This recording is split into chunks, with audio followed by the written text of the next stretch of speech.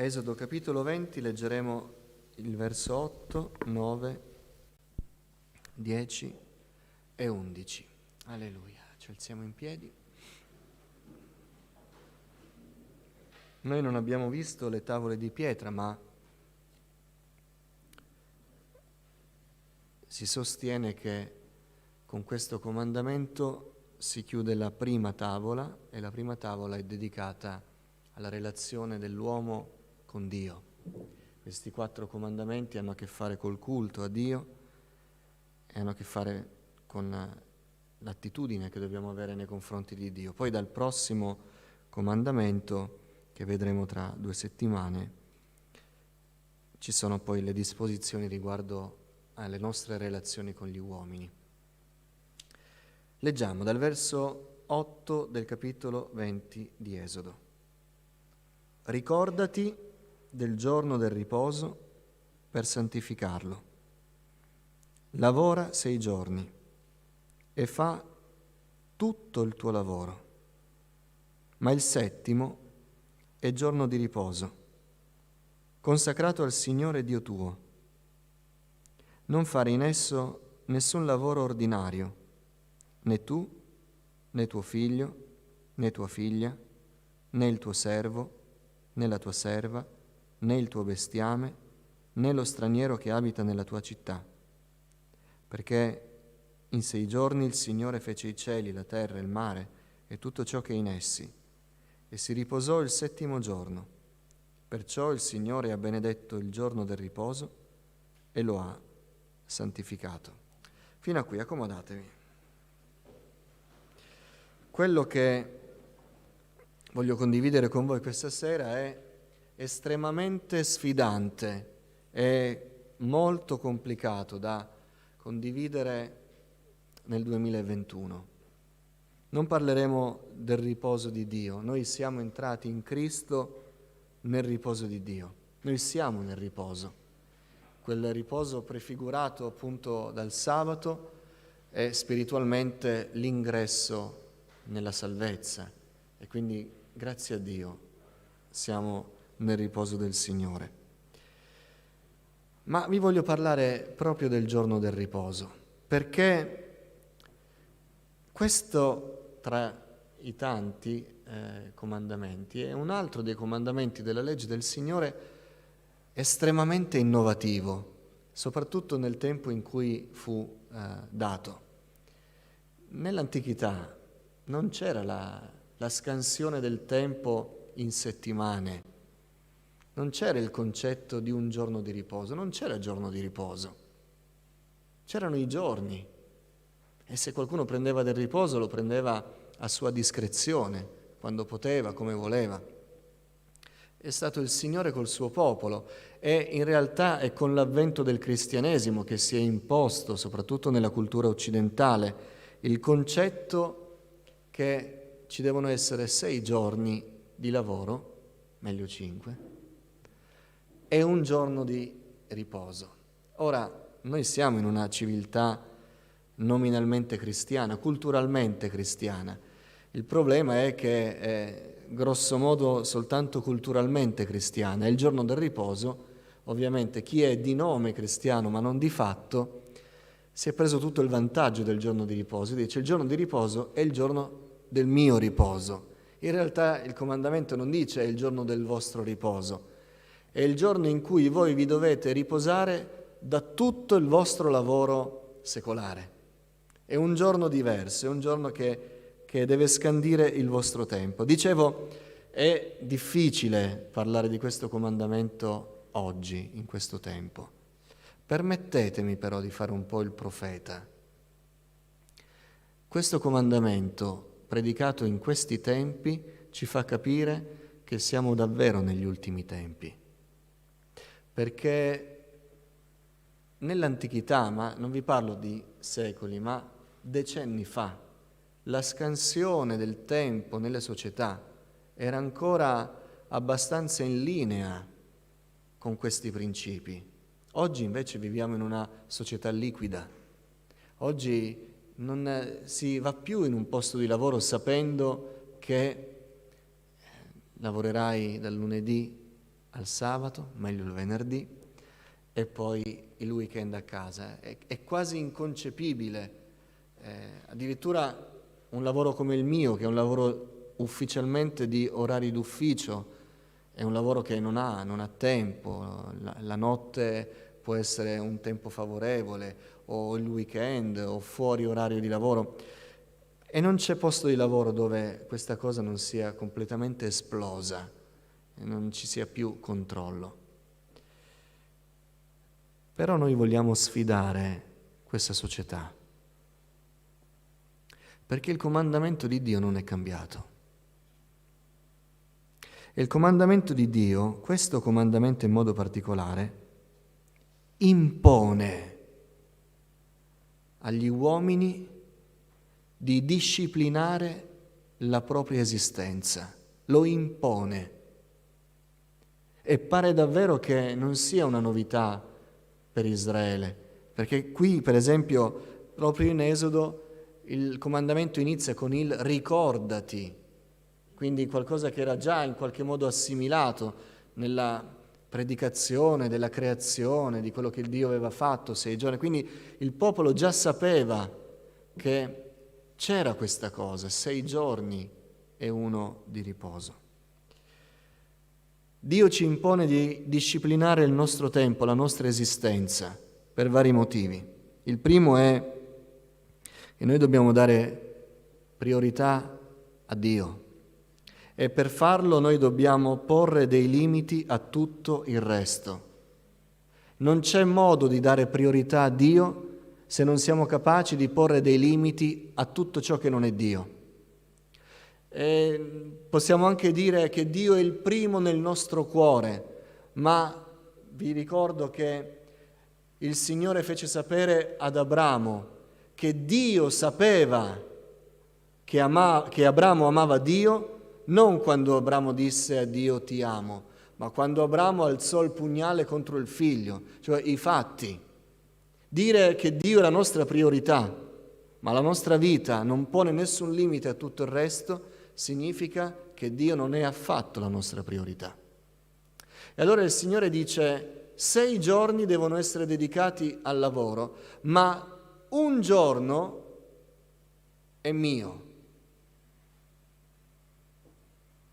Veditela te, dice il Signore. Un giorno è il mio. E qui non siamo in un testo di saggi consigli. Questi sono, e lo conoscono tutti così, i 10 comandamenti. Questo è un ordine, questo è un comandamento, questo è un comando di Dio. Hai 6 giorni per fare tutto quello che devi fare. Un giorno, no, un giorno deve essere diverso. Devi imparare a porre dei limiti. È difficile, vero? In questo tempo è molto difficile. Ma il comandamento non è cambiato. Non è assolutamente cambiato. E uno dice, ma il Signore adatta le cose ai tempi.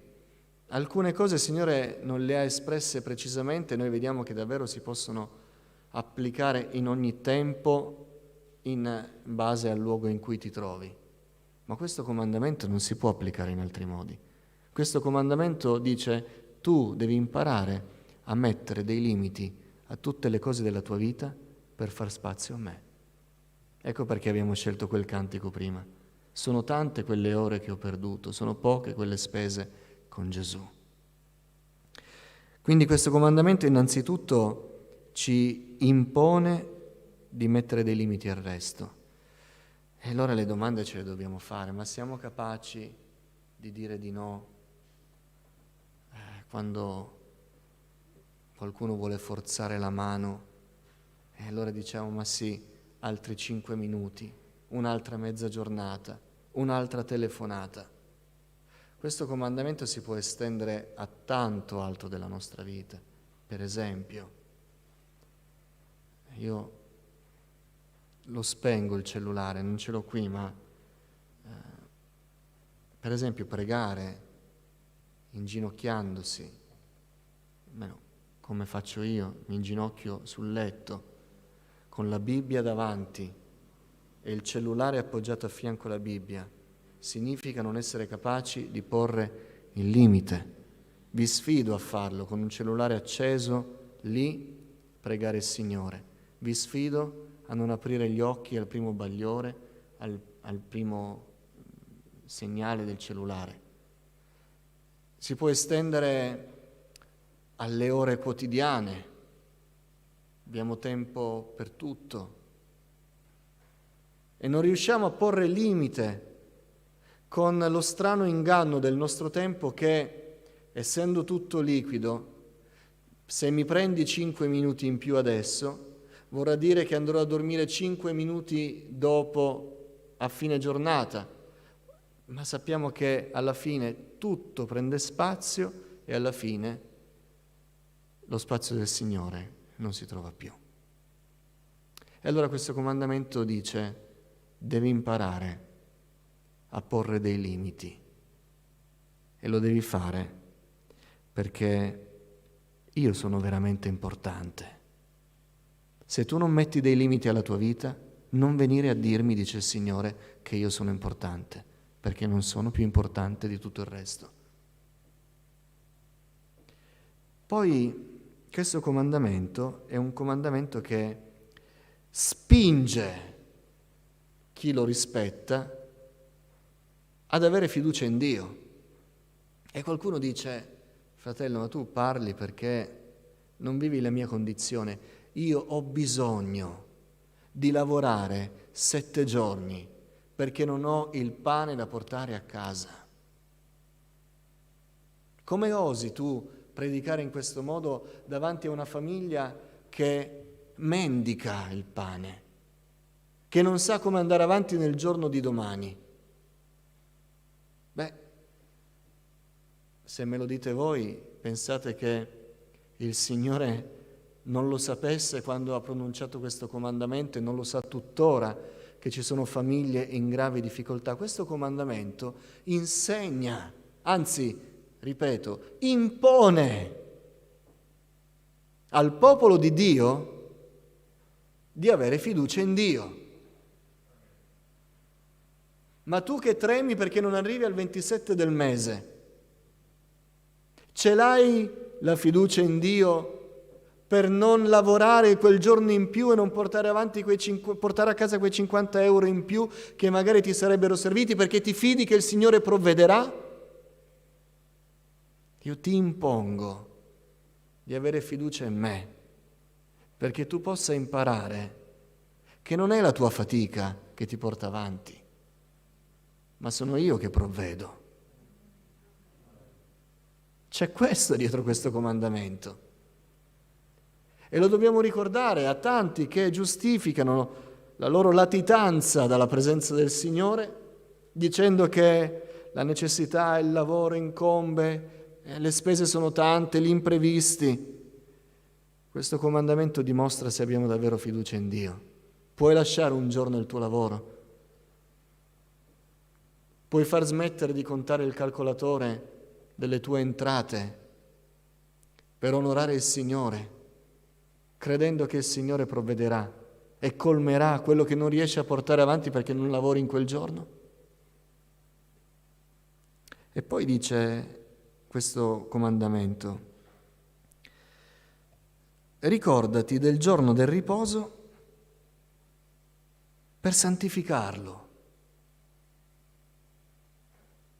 È il giorno del riposo, è il giorno in cui non dobbiamo fare nessun lavoro ordinario, è il giorno in cui lo schema della giornata, gli impegni della giornata devono essere completamente diversi, deve essere un giorno a sé, un ritmo diverso, impegni diversi, perché la diversità in tutto di quel giorno fa comprendere la grande diversità tra Dio e le cose terrene. Infatti la parola che il Signore usa è santificare, che vuol dire mettere da parte. Un giorno lo devi mettere da parte, un giorno lo devi consacrare a me. Non devi fare le cose che fai negli altri giorni. Non ho detto non devi fare niente, che il giorno del riposo, il settimo giorno per alcuni è mi alzo alle 11, non c'è scritto da nessuna parte, c'è scritto non devi fare quello che fai negli altri giorni. E allora la domanda sorge spontanea, quindi devo fare qualcosa. Com'è questo giorno? Questo è un giorno che tu devi santificare. È mio, dice il Signore. E a me sembra una larga concessione. Se noi dividiamo il nostro tempo in blocchi di 7 giorni, il Signore non ci chiede 4 giorni a me e 3 a te, al tuo lavoro, alla tua vita, dicendo, e potrebbe dirlo, del resto chi te la dà la vita? Io. Chi te la dà la forza di respirare? Io. Chi te la dà la salute per lavorare? Io. Chi ti provvede anche quando tu non ci arrivi? Io. Chi compie i miracoli? Io. Il Signore potrebbe dire, del resto, se io sono l'artefice e il sostentatore della tua vita, posso prendermi 4 giorni su 7? Li meriterò? Sembra una larga concessione invece. Il Signore non ne chiede 4, non ne chiede 3, un po' meno della metà, ne chiede 1. Un giorno su 7 è mio.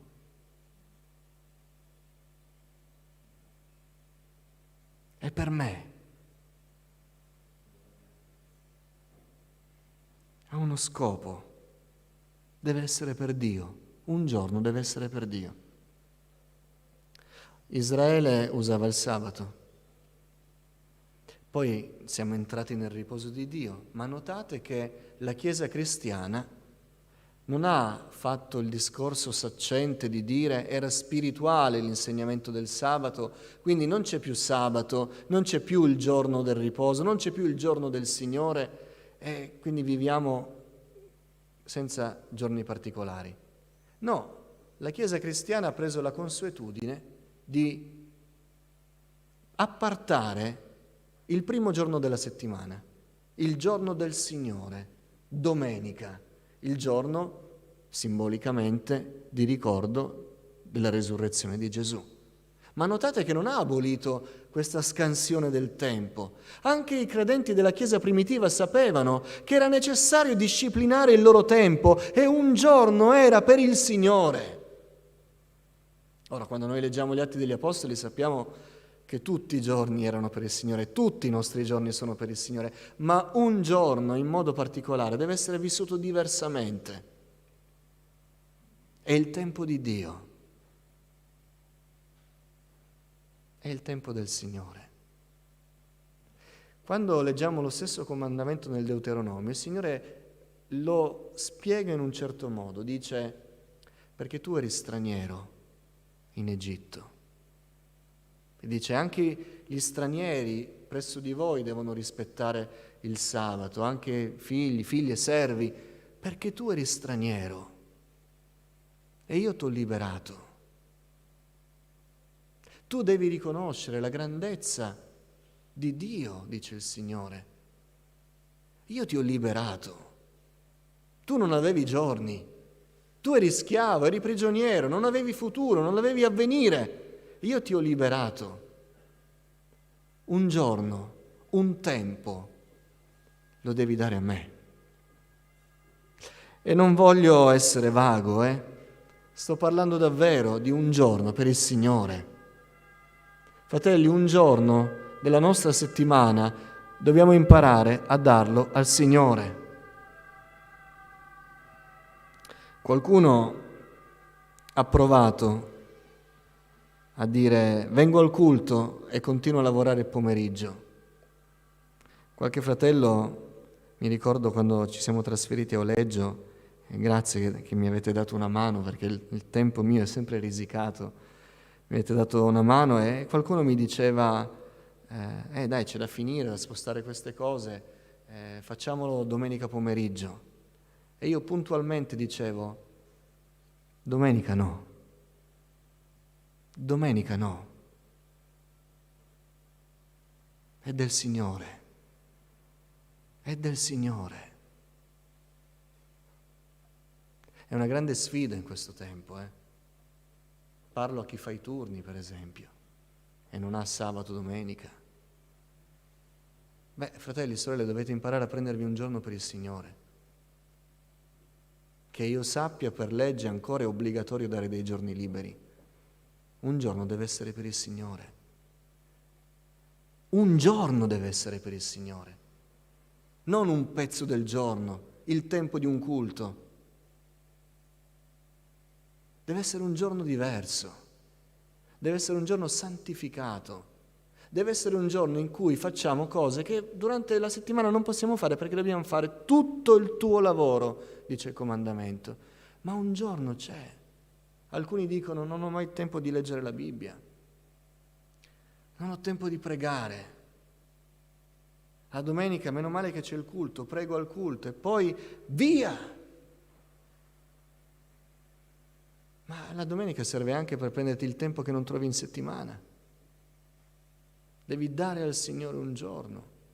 Certo, ti devi riposare, ma state pur certi che quando stacchiamo dal ritmo forsennato della nostra settimana già ci riposiamo. Dobbiamo stare con la nostra famiglia, ma non uno stare così.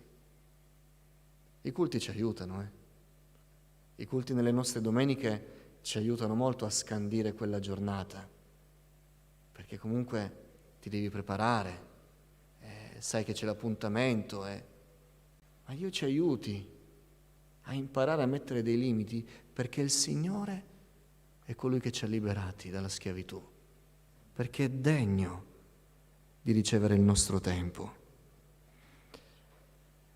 Siamo negli ultimi tempi, e concludo, e lo sappiamo dal fatto che il sistema che ci travolge ci impedisce di usare questo schema di disciplina che il Signore suggerisce.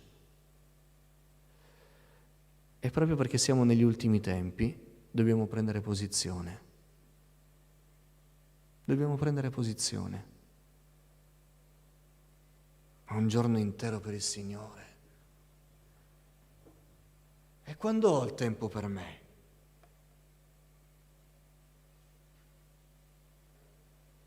Dipende chi è più importante. Se è più importante il Signore o se sono più importante io.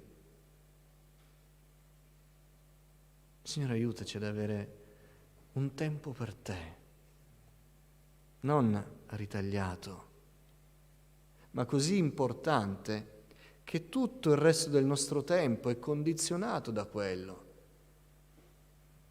La prossima settimana avremo una settimana di preghiera. E io ho lanciato lo spunto che lunedì sia giornata di digiuno e preghiera.